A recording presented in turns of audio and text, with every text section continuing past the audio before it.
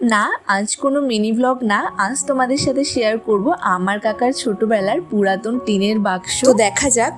বাক্স খোলার সাথে সাথেই আমরা দেখতে পাচ্ছি এখানে তেলের দুটো কৌটো আছে আর একটা পাউডারের কৌটো, তার সাথে আছে বহু পুরনো একটা ডায়েরি থেকে ফার্স্টেই বেরিয়েছে 5 টাকার আর 10 টাকার কিছু নোট, যেগুলো ডায়েরির পাতার ভাঁজে খুব যত্ন করে রাখা। এবার কাকা কৌটোগুলো এক এক করে ঢালবে। কাকার ছোট থেকেই ভীষণ কয়েন জমানোর শখ ছিল, দেখো তাই বলে এত কয়েন জমিয়ে ফেলেছে। আরো আছে, এটা হলো 5 টাকার কয়েন। এই 5 টাকার কয়েনের পেছনে ইন্দিরা গান্ধীর ছবি দেওয়া। আর এইগুলো হলো সব 1 পয়সা। তখন 1 পয়সাতেই কত কিছু হতো, তাই না? কাকা প্রায় 1971 সাল থেকে জমিয়ে আসছে। এগুলো হলো 10 পয়সা। 1956। তোমরা চাইলে আমি আরো প্রমিনেন্ট ভাবে দেখাতে পারি। এখানে 10 পয়সা আর 1 পয়সা গুলোকে আমরা সবাই মিলে আলাদা করেছি। দেখো কাকা কি ভালোভাবে প্রত্যেকটা কয়েন কটা করে আছে সেটা নোট ডাউন করে রেখেছে। সব কয়েনের মধ্যে এই কয়েনটা সবচেয়ে পুরনো। এই কয়েনটা কত সালের জানতে চাইলে অবশ্যই লং ব্লগটা চেক করতে